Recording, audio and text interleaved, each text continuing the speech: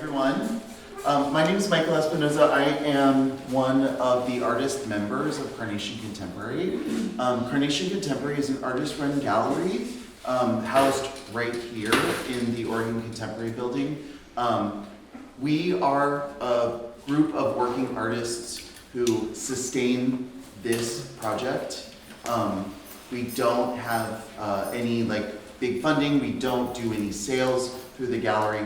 We are self-supporting through our own efforts, our own contributions, our own dues, and the generosity of people like you. There is a QR code up at the front if anyone is interested in supporting our mission to show wonderful group shows and solo shows and other types of shows in this gallery. And I really appreciate you being here and supporting us. This group, this cohort came together in an effort to bridge different generations of artists to have meaningful dialogue in terms of what we were able to accomplish with our workshops. And then we also are capitulating that in this beautiful group show that you're sitting in right now. And we couldn't have done it without all of the generosity of these artists. And of course, Georgina, who was very, very helpful and generous and hardworking and a little bit didactic to get this show off the ground. So there were so many hands went into this show, but I couldn't be more grateful to all of you. Two housekeeping notes. Please feel free to get up and grab anything you need. There's water and bathrooms over here in Oregon Contemporary at this door. And some of our cohort here need a little bit more help hearing. So we're going to orient our talking in this direction so that everyone can hear well enough. Okay? And without any further ado, I'm going to introduce you to Georgina Ruff. Hi. Hi.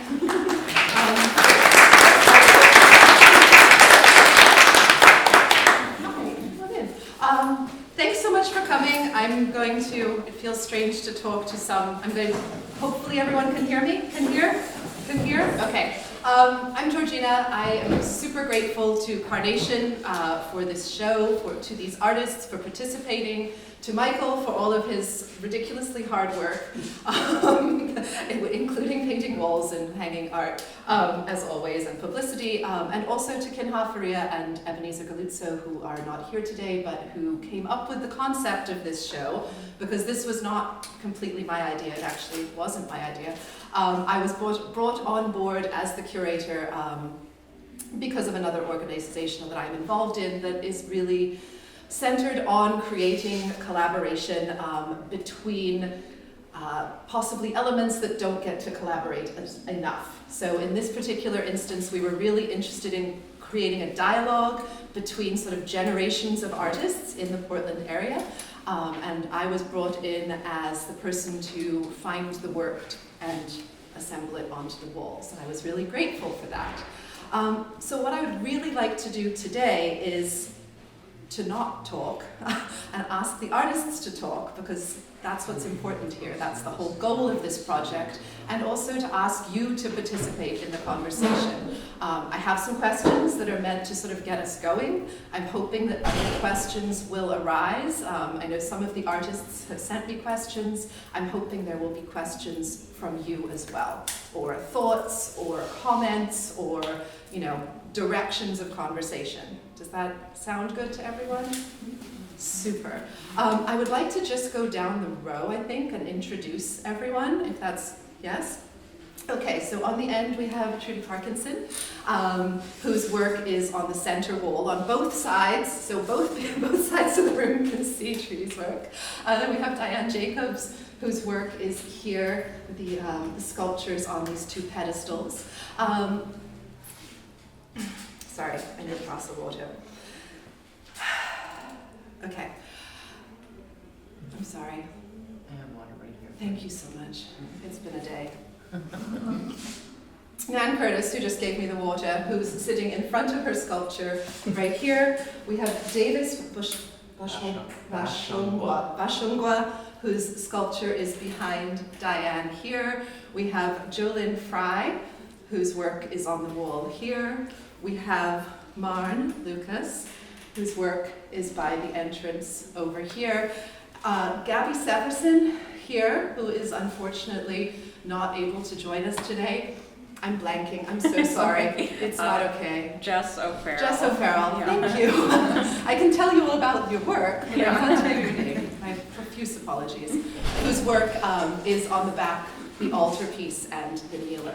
So that's who we have with us. And when I was asked to curate this show, it's a really interesting group of artists. Their work is very different, but the premise of this project was introductions. And so what I really thought about with each of these works is, as I got to know the artists, how the work introduced them. There is something very personal about each of these works, and so that was really an interesting way to get to know people and also to put it together in a gallery for you to get to know the artists. And then when I was thinking about questions, I was like, well, I could ask the artists to talk about their own works, which, of course, you're all very capable of doing. I'd actually like you to talk about somebody else's work. Would you, maybe anyone who wants to start us out, but speak to one of the other works in this show that in some way impacted or drew or influenced or something, gave you something to take away? Go ahead, Jolyn, please. I was so excited about this question because Carter has this very small book of intaglio over there, and we talked about it a little bit, and it's about fire and this relationship to like having fire. And I just thought about it all month. Like, I was just walked away, and I kept meaning to send them an email about it too, but I was just moved by the imagery and the discussion around it, and like haven't quite gotten it out of my chest. And I was like, wow, because it's a small work in the scheme of the show. Mm-hmm. It's very quiet. You would walk right by it and not even see it, yet it was what left the most impact in my thoughts. And so I wanted to share that. And Carter's work, which I also can't see, so is on a pedestal just to the right of Jolyn's piece in the back, and it is a book, so you are most welcome to have a look through it, page through it, at your leisure. I just wanted to, that would have been who I would have gone to or talked about too. I came in earlier and read the whole thing again because it was very moving to me because it's so simple. And even there are mistakes in the typewriting, and I like that. It's full of mistakes and filled with just the personal mark making and the personal thoughts. I just really appreciated it. And I hope he continues on. Yeah, me too, yeah. And the other person, that's the other one, Casper Mayberry is back, whose work is back here, is also not with us. My apologies. It's hard for me to track everyone from this position. Anyone else want to speak? Please, Diane. I'm behind you. You can go. Okay. Janice? I felt a connection to Davis's work. I think our work kind of interacts with each other, thinking about like altarpieces and ritual. I think like within that form, using identity as a concept as well, and being able to literally walk away with something from your work as well, with the little objects inside, felt like partaking in that ritual too. So. And I'll say the same to you. Like when I was going around, I was trying to think of all the pieces that like, I guess not necessarily like we're most the same, but I definitely think our pieces definitely interact on a level where they're both like very interactive. Like on the opening night, like if you asked, you know, you could kneel down and like partake in the ritual, and then I kind of like had the idea of having to take away things, and then Trude, at a certain point, she had taken one of the pieces out of my piece and put it on top of yours, and that was just such like a cute moment too. I remember you being like, "How did this piece get here?" I was sorry, curator. And I was like, "I'm pretty sure Trude put it up there." That's close enough. And color matched and everything. I like the way that things started to travel, and then it's almost like, you know, you have these two ends and kind of like seal the whole piece and reflect each other. Diane? Yeah, I was gonna say that Marn's piece, just the idea of tears, like capturing tears. I've been shedding a lot of tears lately. Yeah, just, and the imagery, just, you know, the opening was so fun. I honestly, I came to the opening and it hadn't been out about, you know, and I just being with all the people and just, yeah, the powerful imagery. I don't know, just really was nice to come back and see it right when I walked in the door. So, thank you. I think artists shed a lot of tears in general. It's a bit of a humorous piece about like just the labor and just how invested we are in our work emotionally. But also, I was at a residency and I did chase people around and ask for tears. And luckily, at Playa Summer Lake, it's very dark and beautiful skies, but it's so quiet and so remote that I think all the artists were really feeling like their kind of daily lives being shed. And so there was a lot of crying. And I was trying to not be too opportunistic or creepy, but I was also like, hey, can I have your tears if you're open to it? So I gave people vials, they could collect them, and then I put them in bottles. And I have a connection to Summer Lake, so being at Playa. Oh. Makes sense. All the way around. Is there a work here that spoke to you, Marn? Your pelvis. Oh, It's, I love bones, and being an artist and an end-of-life doula, like I'm dealing with a lot of mortality, but the pelvis is for me being a woman, it's like that is the seat of power. And it took me a long time to really see that. Like I always thought it was in my heart or in my head, but now it's sort of for me dropping more into the pelvis. So that's a very emotional, intense piece. I love the colors and the textures, and it's both feels like it's shattering apart, but also like it's coming together. I can't explain it. It's really powerful. Thank you. Yeah. Love it.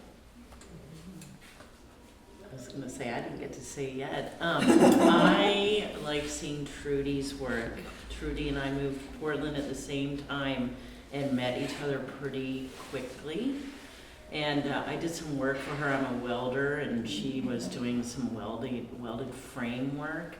But to see someone's trajectory all the way through, and now to see this work, and I don't see the figure in there so much. It's a little scary to me now.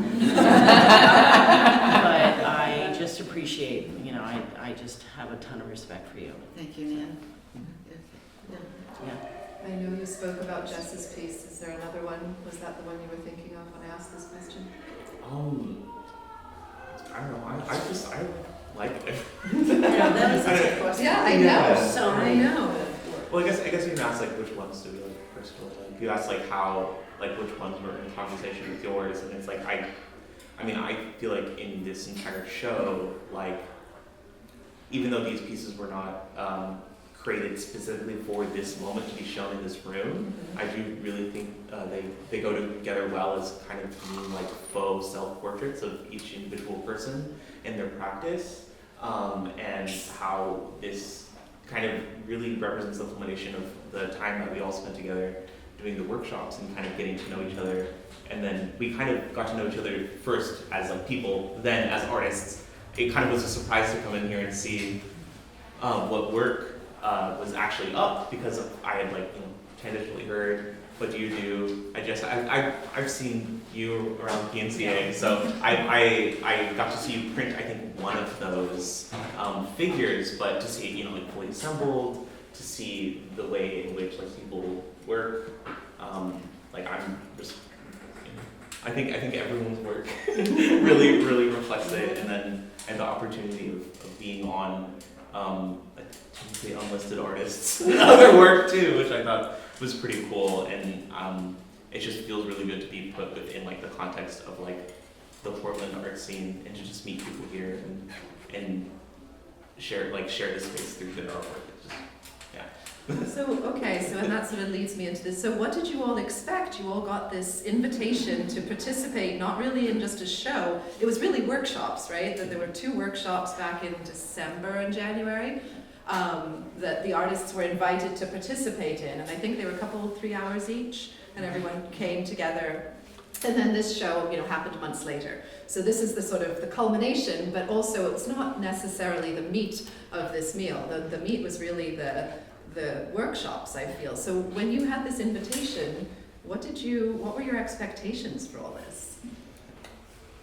Or your hopes? I didn't really know what we were doing. I mean, it was kind of clear, but I don't think that they wanted to say that old artists were imparting some kind of wisdom on young artists. And so very quickly, I got here. I mean, I took away a lot of information from that particular experience.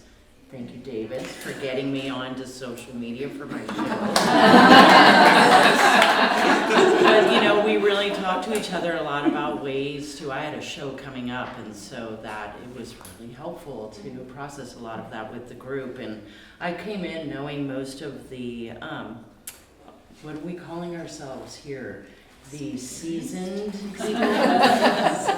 Diane maybe is the one artist that I hadn't gotten the opportunity to really sit down with, but everybody else was, you guys were all new to me. It was very good. I so enjoyed that energy. I think we came in on the first time and didn't quite know what we were going to do, but by the second one I was running back in the door. I was really looking forward to the level of conversation. We kept wanting to do breakout rooms so we could talk to each other more. Do we? Yeah. It was fun. I could have done that once a month, Yeah. in perpetuity. It was incredible to share knowledge, and I'm so impressed by all the younger artists. Y'all have your shit together in so many ways that I did not, and yet you guys were all asking us questions how are we going to have a career, and how are we going to have a sustainable practice, and I'm like, I am no expert. I'm a freestyle weirdo in my approach, but I just felt like we had so much to offer each other, and I feel like I hope these relationships continue. Anybody here, even you all, contact us, get in touch, ask questions. I love to share resources. That is the most important thing, and not having a scarcity mindset about the art world. That's its own thing, but yeah, sharing resources and ideas and feedback is so important. I appreciated the fact that it was billed as a conversation, not as mentoring. Maybe that's what you've been saying. So that there was I felt like I learned as much from the conversation that I had with the younger people, and the conversation seemed to revolve around insecurity, everybody's insecurities. So they didn't belong to one person, but we could share the things that we face being artists together. So that was important to me. And I think maybe I sent Georgina something. I hope that Carnation might continue with this idea. And I know it's a lot of work and it will take some financial support, but I think it's a really great idea. And I don't know what the thoughts are, the people who might have to initiate it again. I wouldn't have minded to have met again in the middle to kind of check in to see how we all were, and then to get to know people a little bit more. So yeah, it was really wonderful. There was definitely times where we did have our structure to some of our workshops, but then there definitely was the urge to just be actually let's veer away from the structure and let's all just sit down and talk to each other. Let's just chat about this, that, and the other, because it just was so, I don't know, it's going to art school, you're around people your own age, the only people who have gone off and really done a lot of things are your professors, and that's if you're, I don't know, there's a lot of people in my classes who just think their professors are just like random nobodies, which is really interesting because like almost everybody was a somebody. And there was kind of an aversion to really speak to like your professors or your mentors in a way that you like seeing them as like another individual human, as an artist, and so coming from that context in kind of like that social expectation into this, where it's like, you know, I'm not meeting you guys as professors or teachers, we're mentors, right? Just like you said, we're literally just meeting as artists of just different ages. Yeah, I don't know where I was gonna go with that, but I think intentionally creating intergenerationality in the arts is very important because there are things that you might lose or things that you might never learn, and that's like coming both ways too, I think. Yeah. Anyone else? Expectations or perhaps happy realizations from this? Because then the other thing that I was thinking is, okay, so, and I was not part of the workshops, so I'll just put that right out. So you all got to know each other, and then I was brought in to like wrangle this. But I was thinking about, you know, then we bring this work into this gallery, and as you said, it was really neat to see after having these conversations. So in this work, and maybe I'm asking you to speak a little bit to your own work and to sort of what you want the viewer to take, you know, if this work is your introduction to someone, and I think artists are terribly brave in this, right? Because they introduce themselves through the work and they're not there. Like when I introduce myself, I can sort of look at you and say like, oh, you want me to be a curator, so I'll tell you all of my credentials in this way. But artists are incredible. They're just being vulnerable with these works and letting us meet them as we meet them. And so I'd like to hear maybe from you what you hope the viewer takes from these. How do you hope the viewer has met you?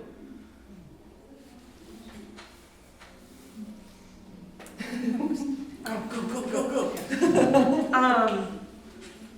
I think that as a viewer, well, one, I wanted to, what Davis was saying, I felt was really meaningful, that it felt like we were peers in our insecurities in some ways, and a lot of the things that I was talking to other people about, I suddenly was like, oh, I still feel this way. Like, I still feel like I'm brand new, and like, am I really in the like older generation of artists that somebody put my name in the hat as being somebody that like actually knows what they're doing? And but when I look around, and I especially was thinking about it today because the opening was so busy, and it's like suddenly I had these pictures of everybody's personality, but I didn't know what their work looked like other than like popping it up on Instagram. Like how there's a common sacredness and common threads. There's like this theme of like things being sown, and also this sort of spirituality and like connectedness that runs through all the work. And so I think that's what's so and like the object, like taking something that may be incidental and making it more powerful by the attention, and like watching that kind of thread through everything. I don't remember what question I was supposed to answer, but that's what came out, so it seems relevant. See, this is when you want to quote someone. Like, can I grab that and just so that I don't remember anything I It's being recorded, so we can. But that's where we can really help each other, you know, is like finding language to describe what it is we're doing. Because I can't answer your question right now. I'm like, where am I going? Do we really know where we're going when we're making it? Or what do you know, in a viewer, and I had the fortune of walking through your show at Clark College with you, right, and getting all of this insight into these works, and none of that insight was otherwise really overtly present, right? So I got all of this insight into that show from walking through with you, and that was one of the experiences that made me think, like, well, what if I had seen this work without you here? How would I take? What would you have hoped that I would take? Would you have hoped that I got there? Or would you have just hoped that I had my own experience with it? You couldn't have gotten there without. I know.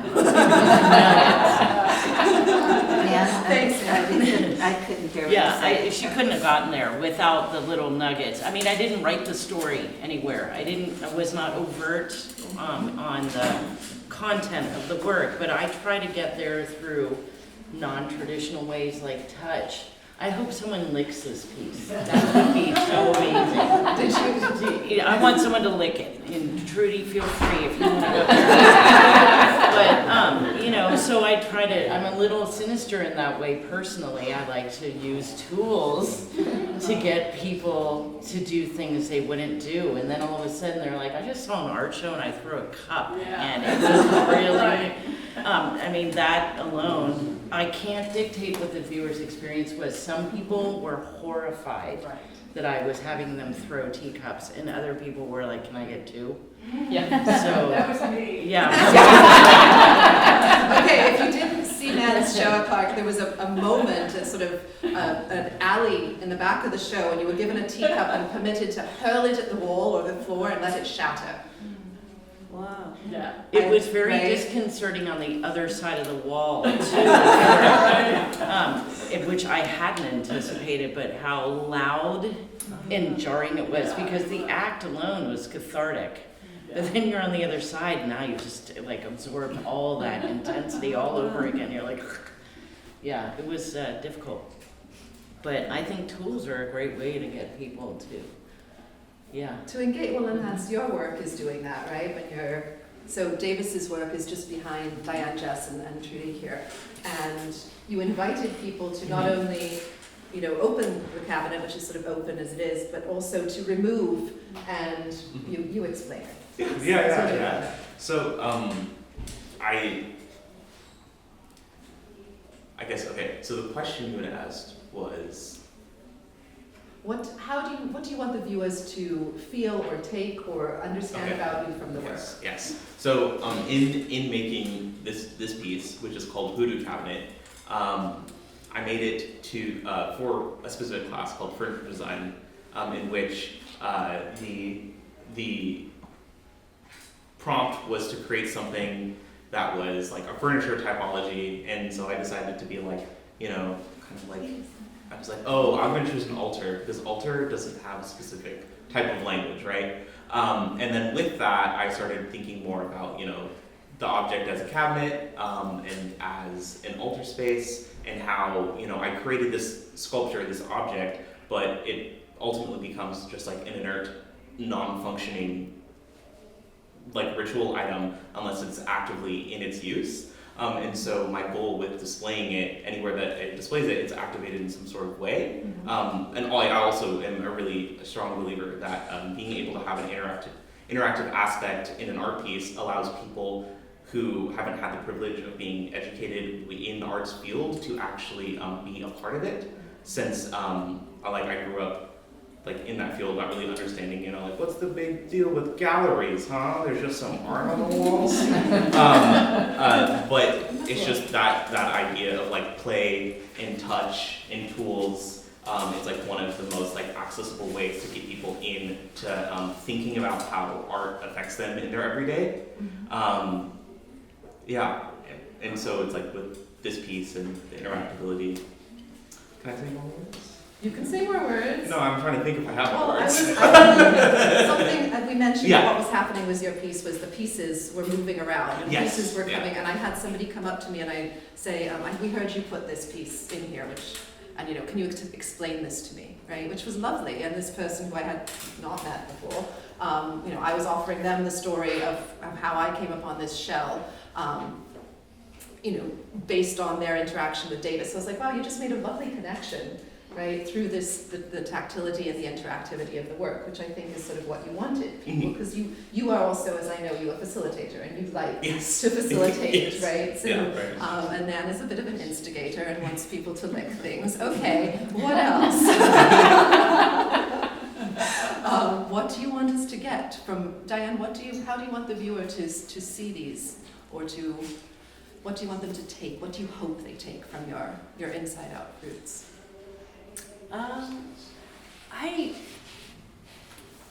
I feel like it's pretty open. I kind of want them to come at it with whatever you know, whatever their experience, like I didn't want to,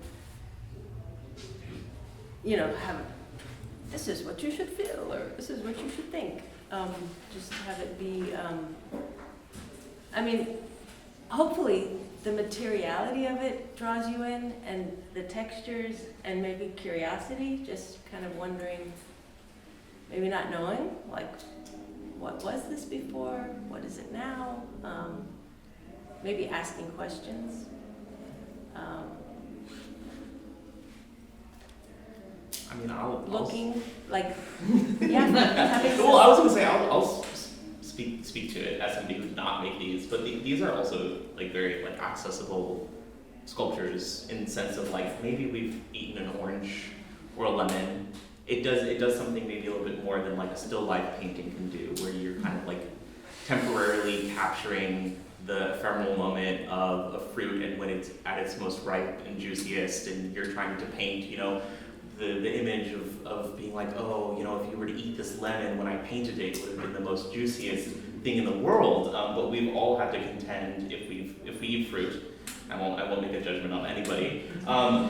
If we eat fruit, what do we do with the peels? Is it garbage? Is it compost? Is it sculpture? Is it an object? Is it worthy of being on a pedestal? Is it art? So I feel like it takes kind of like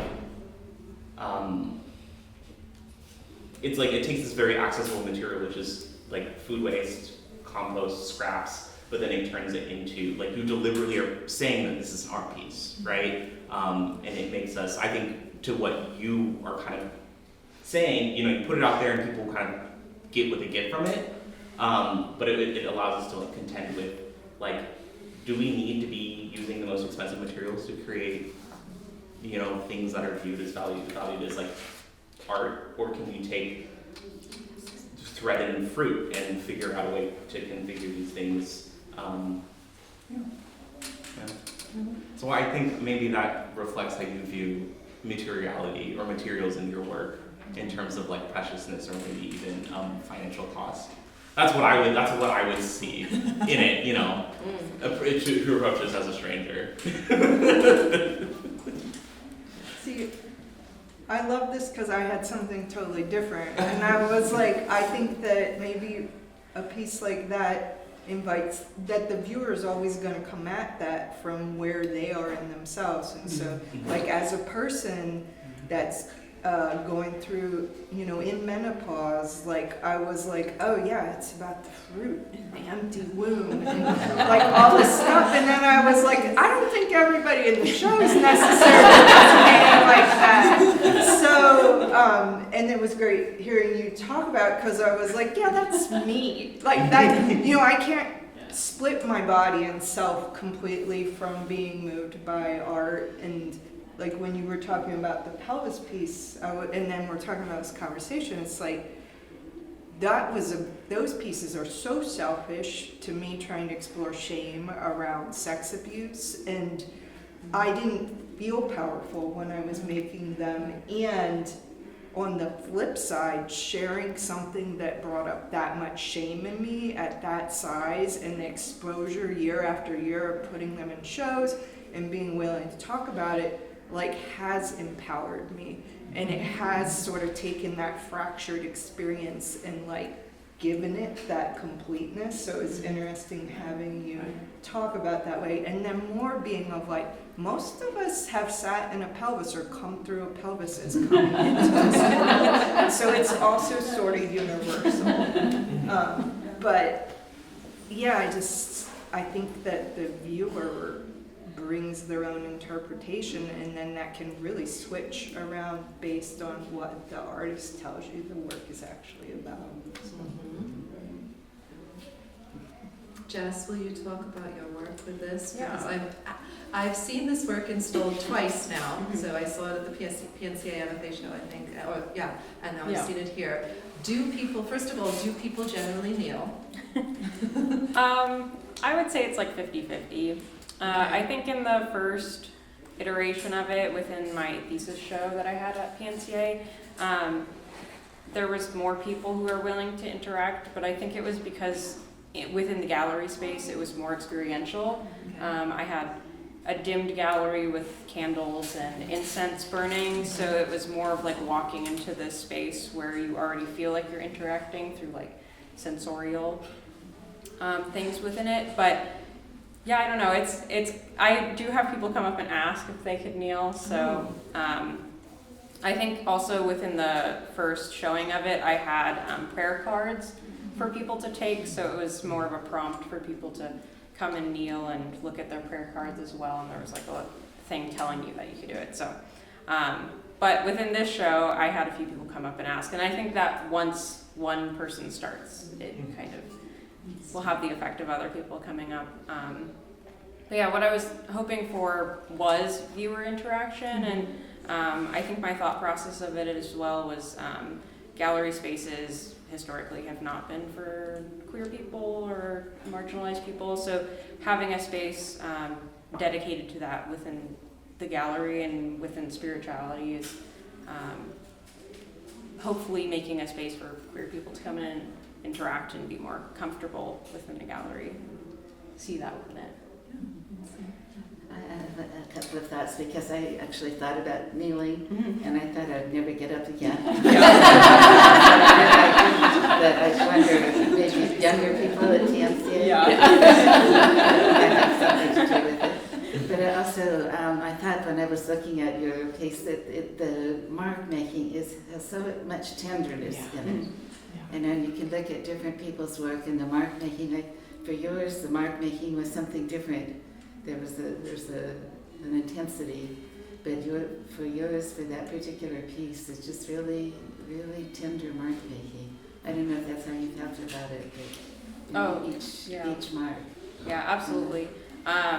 The materiality of the piece was really important because my obsession is making mezzotints, which is a type of intaglio process that is very labor intensive, and that plays into like the spiritual devotion of making the images as well, and it's very painstaking to create it. And I think the hope is that the viewer can see that dedication and my devotion to the subject matter. And I also mentioned to you that I would love to see the sides open and close. Yes. And the backs can be really special too. Yeah. Yeah, I think if I ever get the chance to make more, which I'm hoping, it would be like a 360 view of it, kind of more how you see it in like historical settings of altarpieces where you could walk around or close it and have more images that add more context to it as well. What about you, Trudy? How do you want people to approach your work or take from it? I had an experience on the opening about the way I would like people to approach my work, because to really look and have their own reaction. I have a couple of friends who've known my work for a long time. They're photographers, but they were here, and they said because my work is, I talked about the fact of my hearing. It's related to hearing and the idea that paint is the skin and something on the other side. But I've called them frequencies, which has to do with maybe the color, the frequency of color, the frequency of sound. And they said they looked like I was trying to tune in to a specific station. I don't know if you call it tune in or what you do now, but technically you don't turn a knob, you do something. But they weren't quite tuned in. They were making an attempt at tuning into the frequency. And it made me think of what I was doing in a different way. So to have somebody come with their own perception and talk to me about it, I really like that. Something entirely different maybe than I was thinking or experiencing. And so I appreciated that. So I think that's an example for me. I got that feedback. So it was a little bit more detailed, but it was great. Maren, we put your work at the, okay, first of all, so Maren's work is the first one we see when we come in. Has anyone ever picked up one of the vials? I haven't seen anyone pick them up, but it wouldn't bother me because wouldn't, it's fairly sturdy. It's salt and little glass, Victorian glass vials. I don't mind if people mess with a sculpture. I've used like little black wax candles, and I found that like I'd find fingerprints all over, and people can't not touch the wax. And I totally understand. I'm like, I don't put a sign like don't touch, because I know it's going to happen, and I also like the idea of people being able to kind of do things they might not be allowed to do. With this work, I've always made work about the body. It used to always be more about intimacy and life cycles. I mean, been an artist for a long time, and I've been an end-of-life doula for the past 10 years. Nan is also artist and end-of-life doula, and maybe you can relate to some of this, but I would say in the last few years, my work is mostly about the end of life and then more spiritual transitions. And I think it's how I process my job as an end-of-life doula. And then one of my artistic practices that brought me to the work of being a doula is collaborating with artists who have terminal diagnoses to help them come up with a legacy project. And so it's very personal, and I love that you brought up like that you wanted people to have work that was very personal, and that seemed to be the thread. And I love that invitation because all of my work is so personal. I mean, it's me processing grief and loss, but also, you know, celebrating people being able to drop the body and move on to wherever that is. Like, that is really important to me as a doula. That people Drop the body. That's I know that sounds intense, but it's I mean, I'm not bringing babies into the world. But it's the same model of care. I'm helping people leave, but with the same tenderness and care and attention. But it's a very intense and very intuitive job. You know, we had our training, but it's kind of scant. Yeah. And then they're like, go into the world and figure it out. So it's you're winging it all the time. It sounds like art school. Yeah. Sorry. But one of the things that helps me kind of get grounded is I'm terrible at meditating. I don't do I tell everyone else as a doula, you have to do self-care, and I hassle my clients and their families, like, you need to do self-care. I don't do that. I'm terrible at it.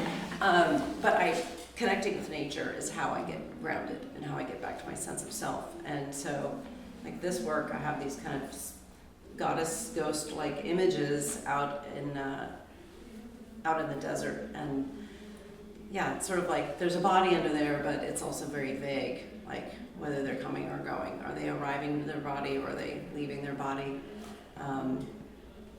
So yeah, now most of my work is definitely about transition, and it's a lot of coping, and it makes me really happy. I mean, both being an artist and a doula, I can't separate the two. They both make me equally happy. So I feel fortunate to have found that work. Thanks, appreciate it. I'd be interested to hear of anyone here's sort of reaction to one of these works. Like, did you get that? Is that what you found? Did you licked Nan's work? Don't let us know.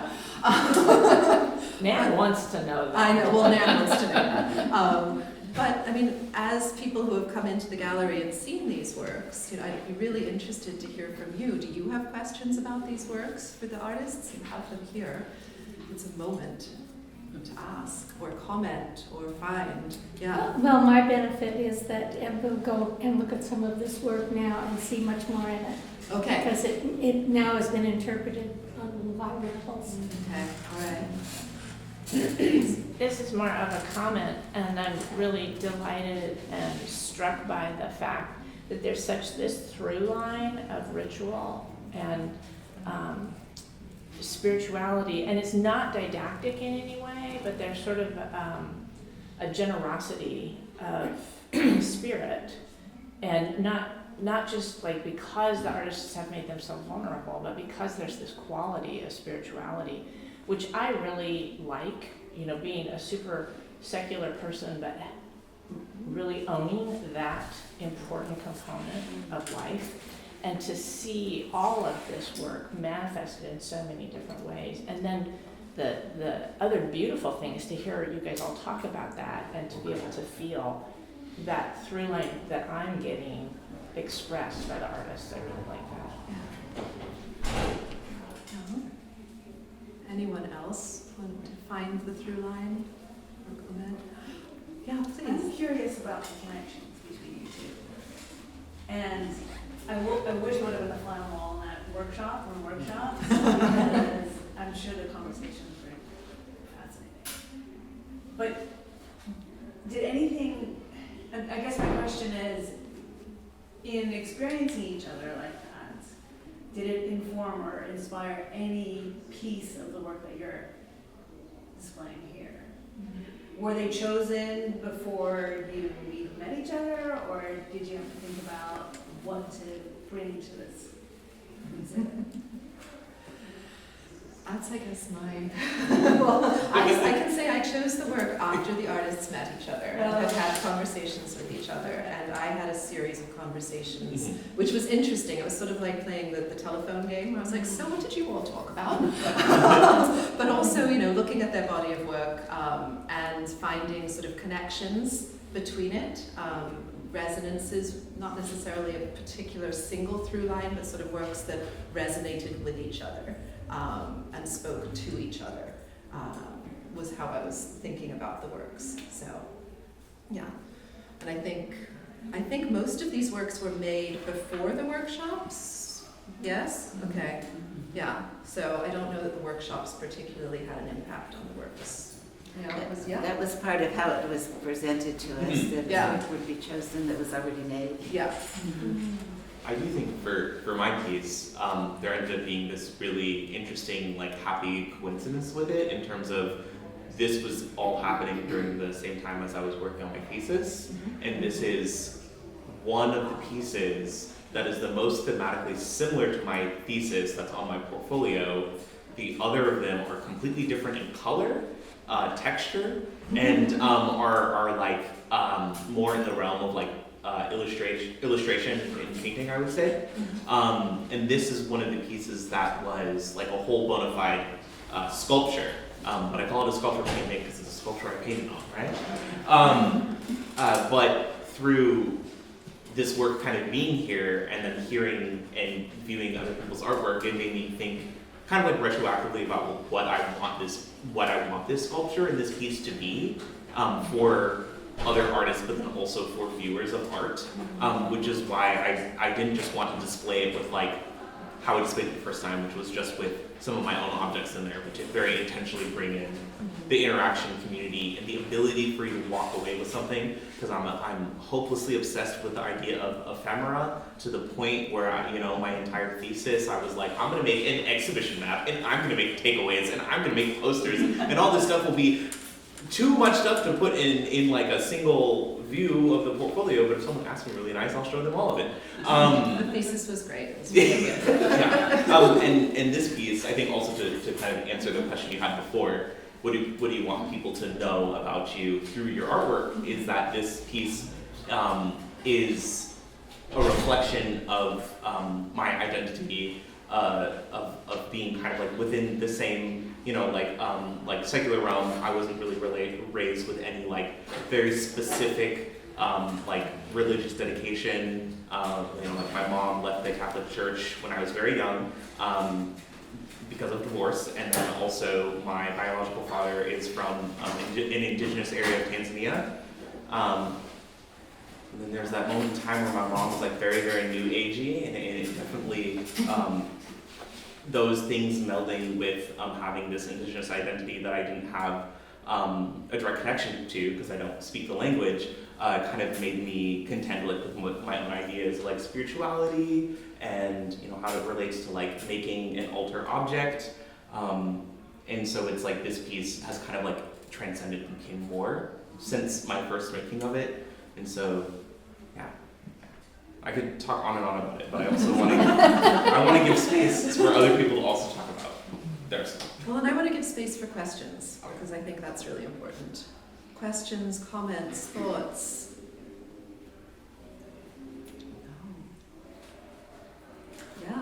back to your thing about our impressions.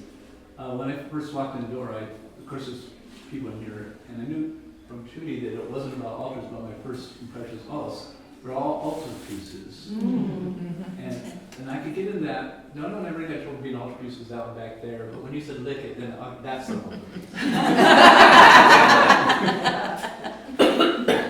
The irreverent altar. We just have to reconceptualize the show then, and we'll just title it Altar Pieces. Okay, great. I'll get right on that text. Michael, we're gonna need to rewrite the. Other questions, thoughts? I'll make a comment. One of the things I really like about the art world is that it's one of the few spaces I'm in where we have this intergenerational equality almost. You know, some people have more experience, but everybody's respected, and I have friends from their 20s to their 80s, you know, who are all kind of doing the same sort of thing, and it brings us together in a way I don't see a lot of.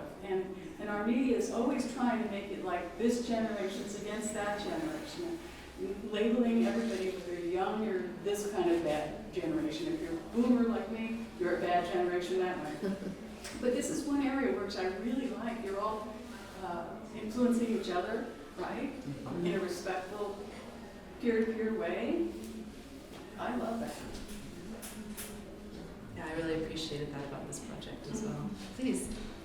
Yeah, I think building off of that, a few of you mentioned a shared experience of insecurity, which I was like, oh yes, also, yes, I meant the whole room. But I'm curious what other commonalities you discovered through your conversations. What were some things that ran through everybody's experience or many people's experience across the years? How to make food, how to make money for groceries. Yeah. How do I do what I love, but then also like keep my lights on? Yeah. I think that was also a big one. I think that has the underlying of insecurity as well, because it's like, well, am I going to be able to be good enough for people who want to spend money on this or support me so that I can continue to do this in the future? And the answer I think we all kind of shared with each other is like, don't put all your eggs in one basket. You know, you can be an artist and a retail grocery store worker. You know, the artist being an artist and making bread. You know, there's a lot of different things that you can do that like being an artist came free with you being alive as like everything. Like I'm a firm believer that everything is an artist that is alive. So like a tree, a human, a bug, like everything has the ability to create something, and so not diminishing yourself as an artist just because you have to work a job to keep your lights on. Like that in itself has integrity in it, and that's just, I think, that's something that I just was very reaffirmed with when speaking in the workshop and stuff with you all.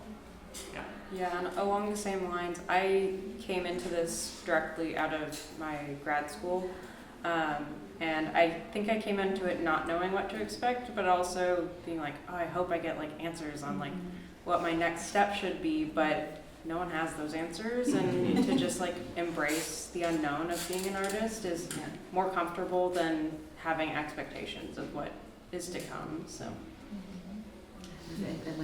You just said accepting the unknown. No, you would just say embracing it. Yeah. Yes.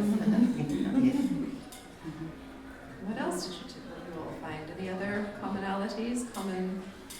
That was like the main Challenges. thread. I mean, really trying the work-life balance, and like, you know, none of us came up with this shitty construct of capitalism that we're grappling with, and it's only getting worse, right? You have to rent yourself out more and more in order to live, and I really felt like that tied into the whole insecurity thing that we all felt about, you know, what is our place? How are we supposed to, you know, make it as an artist and also have a life of integrity? Like, that was a big thread for all of us. Yeah, I thought integrity and protection, like in the conversations, it was a lot of like, take your ideas and protect them, and because somebody rejects you or says no to you, that does not mean that you need to shift or change. Like your concept and your like identity and attention to self in your work, don't let that be pushed back by having to show up over and over again. And so I just think that it's so easy to feel discouraged as you're trying over and over again, and also needing to say no. Like learning to say no and not give yourself or your things away when you're approached, you know. I was thinking about you, Michael, saying, you know, like, I can't show if I'm not supported and showing up to put up that work, and like there was conversations like that.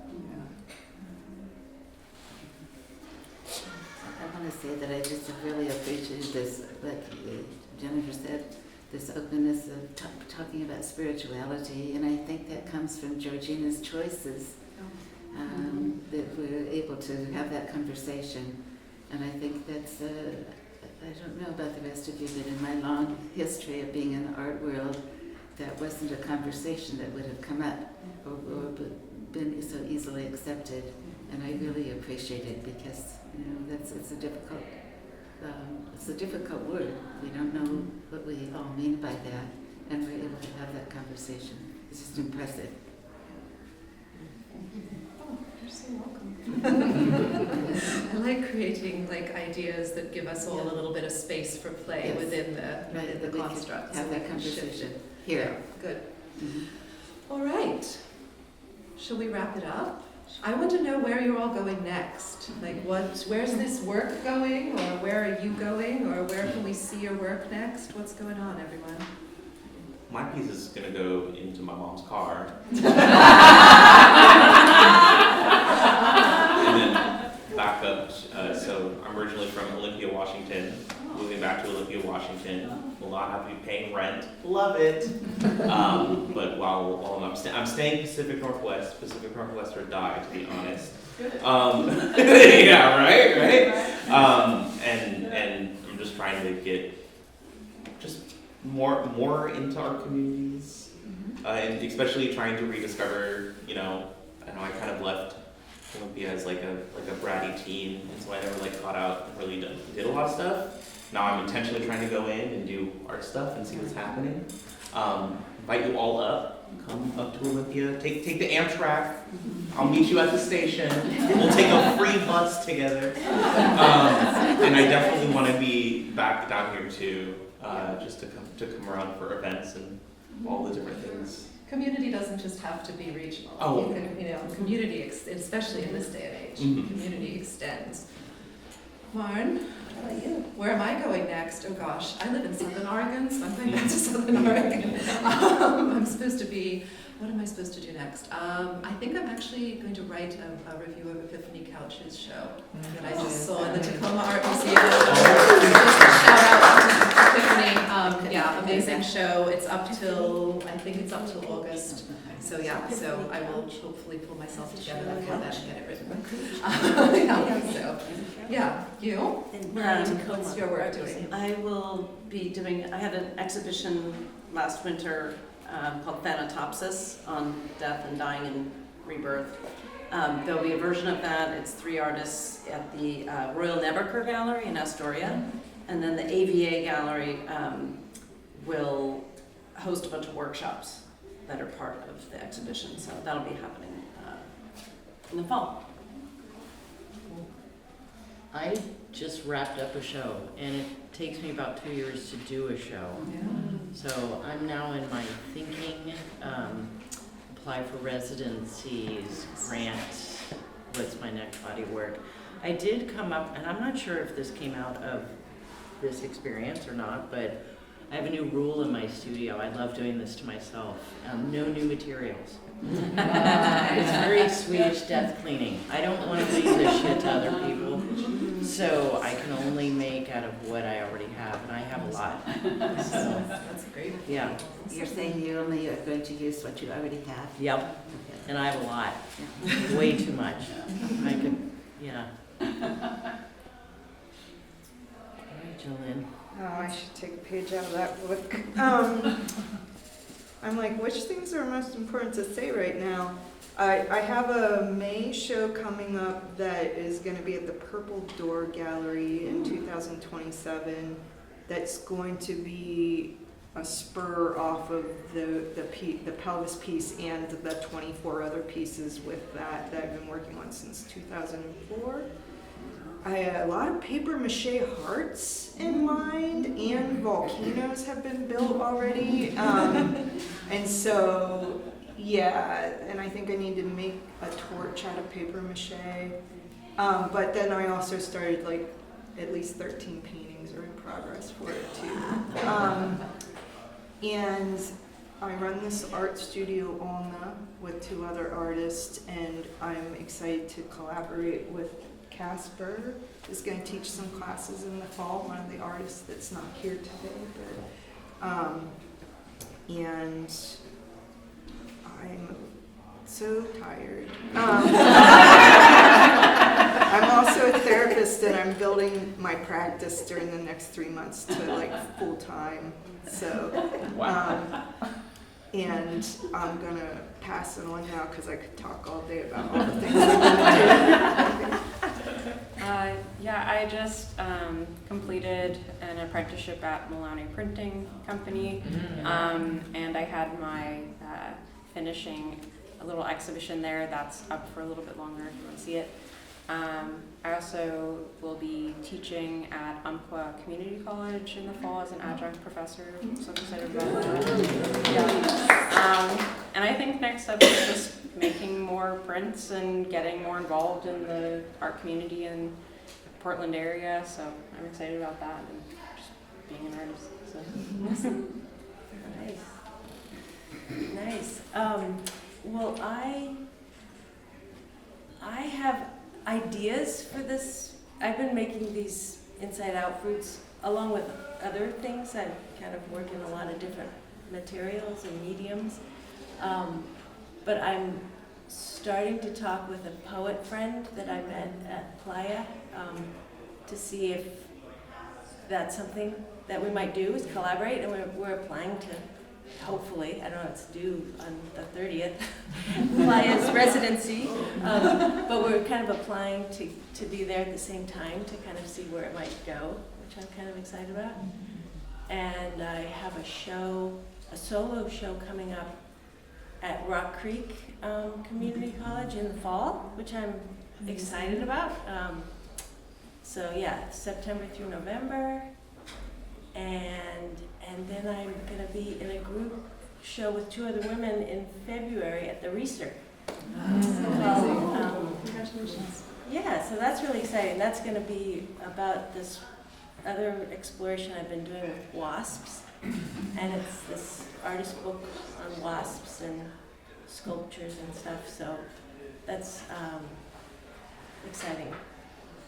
So that's in February. I'm looking forward to all of this. Exactly. Well, I'm at a different stage where I'm archiving. I'm trying to downsize and giving away supplies, and I have supplies. But I have bodies of work that need some exposure someplace. So I'm looking. I have a poem that is hung from the ceiling that can be seen from both sides, and there are various places that I'm thinking of ways of installing that in variations of what I've already done.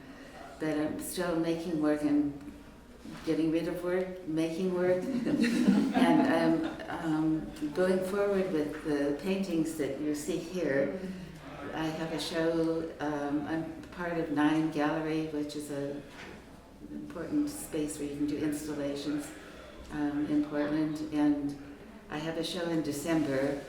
Right now I'm trying to finish that show because I'm moving in July, and there'll be a whole block of time where I won't be able to do anything, trying to figure out how to get my studio, everything in my studio into a small space, and how I'm going to continue. But what I've done, I think I would like to tell you about this because I have a painting that was sent to me by my sister that I hadn't seen before, that was done when I was 4 years old. And it has my mother's signature, and it has a 4 on it. And it's a watercolor. Of course, I don't remember doing it, but I do remember doing watercolors very young. And there's a pencil outline of this little house. It looks like maybe it's trying to figure out some perspective or something. But I love this little drawing, and so this little drawing is going into these paintings. It's appeared in these paintings. And so somehow that's going to be a show. I'm not sure how it's going to work, but maybe that 4-year-old drawing is part of it. So anyway, I'm trying to finish up what I can right now before I move, and everything gets interrupted. So that's where I am. Amazing. All right. And that's why I related the little book to over here, because it's about home. And I think maybe this is about home. And with that, I think we maybe should take some time and encourage you to have a look at the works that you haven't looked at, or re-look at the works that you have looked at with all of that information. And the artists are here and would probably love to speak with you. Thanks so much for coming.